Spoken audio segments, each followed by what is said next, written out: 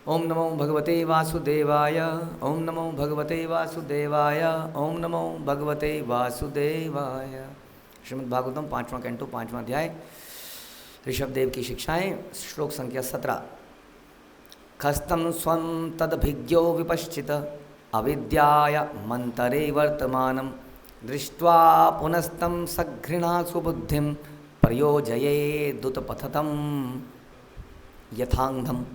यदि कोई अज्ञानी है और संसार पथ में लिप्त है, अज्ञानी का मतलब यही है जो संसार में लिप्त है। संसार में लिप्त मतलब खाना पीना सोना उठना परिवार चलाना नौकरी जाना घर आना खाना पीना सो जाना इत्यादि, ये नहीं अज्ञानी है। तो भला उसे कोई विद्वान दयालु तथा आत्मज्ञानी पुरुष सकाम कर्म करने तथा भौतिक संसार में और अधिक फंसने के लिए क्यों प्रवृत्त करेगा? हाँ, कह रहे कोई अच्छा व्यक्ति यदि होगा दयालु व्यक्ति तो उस आदमी से और क्यों भौतिक काम कराएगा, क्योंकि भौतिक काम ऑलरेडी दुखदायी हैं, क्यों कराएगा बताइए। लेकिन ऐसा तो हो रहा है। अब देखिए सारे लोग संसार में सबसे कह रहे हैं बेटा करते क्यों नहीं कुछ, क्या कर रहे हैं, अपने पैरों पे खड़े हो, कुछ बड़े बनो, कुछ नवाब बनो, कुछ बड़े बनो, सीनियर बनो, पैसा कमाओ, ये करो। कह रहे हैं कि नहीं सब लोग, आपको आपके रिश्तेदार इत्यादि सब लोग कहते हैं, यहाँ तक कि डिवोटीज भी कहते हैं।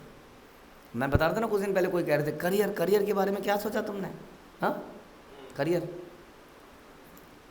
तो बोली जी ऐसा क्यों हो रहा है? फिर कह रहे हैं कोई विद्वान दयालु और आत्मज्ञानी पुरुष क्यों किसी को और फंसने में प्रवृत्त करेगा? तो क्यों कर रहा है, क्या कारण है? देखिए हाँ, या तो वो विद्वान नहीं है, या वो दयालु नहीं है, या वो आत्मज्ञानी नहीं है।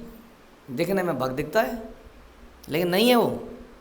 हाँ विद्वान नहीं है वो, उसने चाहे सारी गीता पढ़ ली हो, सारी भागवतम पढ़ ली हो, उसने कोई सारे कोर्स कर डाले हो दुनिया के, इज नॉट विद्वान, नॉट सेल्फ रियलाइज्ड, केवल उसको किताबी ज्ञान है। समझ लीजिए इस बात को। बात वही माननी है जो शास्त्रों में एज इट इज लिखी गई है। It is nothing like practical. बेटा ये प्रैक्टिकल नहीं है, क्या खाक प्रैक्टिकल नहीं है? ऐसा भी होता है कि शास्त्रों में प्रैक्टिकल नहीं है, भगवान ने अनप्रैक्टिकल बात दे दी हमें शास्त्रों में लिख के। वेद व्यास जी का दिमाग ठीक नहीं था, सोचने की बात है। He is Krishna, he is God himself. तो कह रहे हैं कि या तो वो विद्वान नहीं है, बेवकूफ़ है, पागल है, अपने आप को विद्वान समझ रहा है और एडवाइज़र बन चुका है। एडवाइज़र तो हर कोई बनना चाहता है, ये तो हमने देखा है। एडवाइज़र बनने से थोड़ी ऐसा लगता है कि हम अब श्रेष्ठ हो गए, इसलिए हर कोई अपनी एडवाइस देना चाहता है, दिखाने के लिए कि वो सीनियर है, वो ज्ञानी है। बिना पूछे भी एडवाइस देते हैं लोग। मैं कई बार बताया, कोई किसी से पूछ रहा होगा, लोग अक्सर मेरे से पूछ रहे होते हैं या किसी और से सीनियर व्यक्ति से पूछ रहे होते हैं, तो मैं बीच में जाके बोल दूंगा ऐसा कर लो।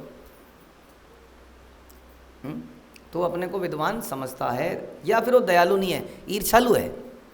वो खुद मरा है वहाँ पर और चाहता है कि वो भी मरे। जी सच बात है, आपको ना झूठ लग रही होगी, ये बड़ी सटल चीज़ है। हम किसी को आगे नहीं बढ़ना चाहते, अपने बराबर वाले लोगों को आगे नहीं बढ़ना चाहते। अगर हमने बड़ी मुश्किल से कोई चीज़ सीख ली है, किसी भी चीज़ में हमें पता चल गया है, हाँ, तो हम उसको बताना नहीं चाहते, क्योंकि वो भी ऐसा कर लेगा। जैसे माना मैं अगर सवेरे जल्दी उठ के माला कर रहा हूँ तो किसी को ना बताओ, क्यों? क्योंकि वो भी करने लग जाएगा। अब वो करेगा तो उसका फ़ायदा होगा, वो शुद्ध होगा, शुद्ध होगा तो उसका नाम होगा, तो मेरा नाम कैसे होगा? ये सच बात है। इसलिए कई लोग छुप छुप के बहुत सारी चीज़ें, उनसे बोलो क्या क्या पढ़ रहे हो? कुछ नहीं, पढ़ने का टाइम ही कहाँ मिल रहा है। और पढ़े जरा दबा दब भागवतम गीता ये सब एक के बाद एक। क्या पढ़ रहे हो? हाँ कहाँ, टाइम ही कहाँ मिल रहा है पढ़ने का। तो लगा इसको अगर प्रेरणा मिल गई मुझसे तो ये भी पढ़ने लग जाएगा। कल को कोई प्रश्न पूछेंगे तो मैं कोट करूँगा, ये भी कोट कर देगा। तो मेरी कहाँ विशेषता रही? समझ रहे हैं? ये सच बात बता रहा हूँ मैं आपको, ये हमारे अपने हृदयों में भी छुपी भी है। हम अपने भक्ति के सीक्रेट भी किसी के शेयर, पैसा कमाने के तो करते ही नहीं है शेयर, लेकिन भक्ति के सीक्रेट भी शेयर नहीं करना चाहते हैं। तो हम दयालु नहीं हैं, विद्वान नहीं है, दयालु नहीं है। आत्मज्ञानी कैसा हो सकता है ऐसा व्यक्ति? जो दयालु नहीं है, जो विद्वान नहीं है, वो आत्मज्ञानी कैसे है? इसलिए वो क्या कर रहे हैं, सबको संसार में अधिक फंसने के लिए प्रवृत्त कर रहे हैं। और बाद में बोलेंगे देखो देखो देखो संसार के लोग, देखो देखो ये भक्त लोग, देखो देखो क्या क्या कर रहे हैं। कि वो खुद परिवर्तन नहीं करेगा, लेकिन ऐसा व्यक्ति बड़ा खतरनाक है। कह रहे हैं। और आपको ऐसे व्यक्ति मिले हैं? ऐसे ही व्यक्ति मिलते हैं तो। यदि कोई अंधा व्यक्ति उल्टी राह पे जा रहा हो तो ऐसा कौन सा सज्जन पुरुष होगा जो उसे संकट के पथ पर और आगे जाने देगा? बेचारा अंधा चल रहा है, सड़क पार कर रहा है, तो आइडियली कोई व्यक्ति उसका हाथ पकड़ के सड़क पार करवाएगा। हाँ, ये बाहर निकलते हुए भी बोल देगा, अरे किधर को जा रहे हो, सड़क इधर को है, वो उधर सड़क में भेज देगा उसको मरने के लिए।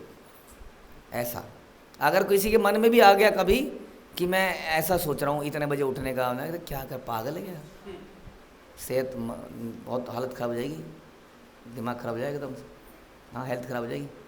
भाई मैं सोच रहा हूँ ये छोड़ दूँ, ये छोड़ दूँ, ये छोड़ दूँ, तो हर चीज़ पर वो कुछ संकट प्रॉब्लम डालेगा, ऐसा बता रहे हैं। वह इस विधि को क्यों नहीं मानने लगा? कोई भी बुद्धिमान अथवा दयालु व्यक्ति ऐसा नहीं होने देगा। अगर कोई ऐसा होने दे रहा है तो वो व्यक्ति दयालु ही नहीं है। ऐसे व्यक्ति का संग करना चाहिए हमें जो दयालु नहीं है। कौन नहीं है दयालु? फिर अदर वर्ड से बताइए।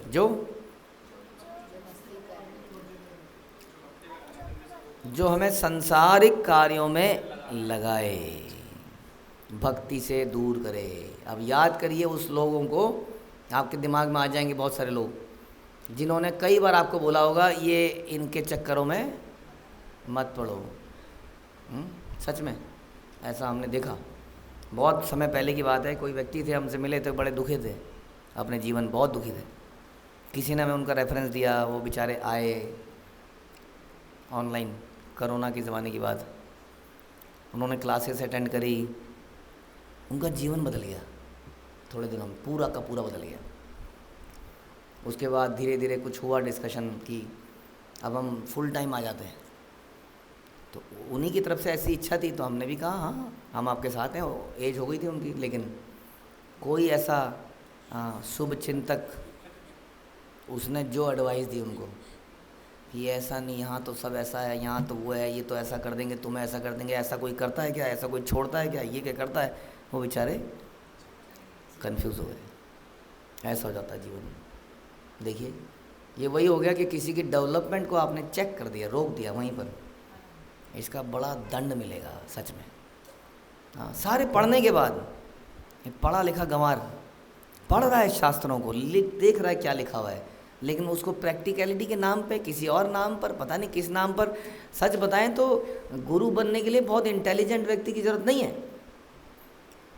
गुरु के लिए वही ज़रूरत है बस उसको पढ़ के उस पर श्रद्धा कर ले, बस उसकी श्रद्धा अटूट हो कि जो लिखा है यही सही है।